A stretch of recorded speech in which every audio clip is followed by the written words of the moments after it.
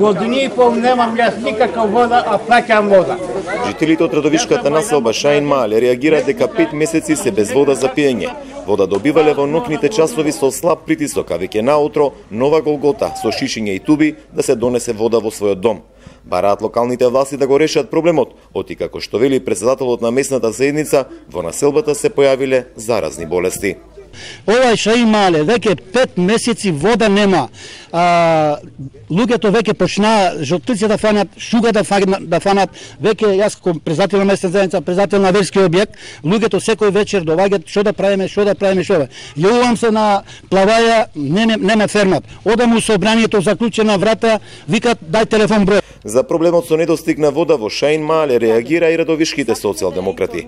Според нив недостиг на вода има во населбата Куклевица и побараа комуналното, но и општината да превземат итни мерки, односно раководните органи да излезат од удобните фотели.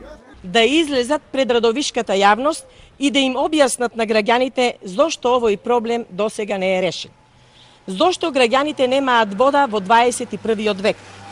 Неспособноста на локалната власт, предводена од ВМРО ДПМН од Радовиш, ги става граѓаните од населба Куклевица и Шаин Мале секое лето без основната потреба без вода.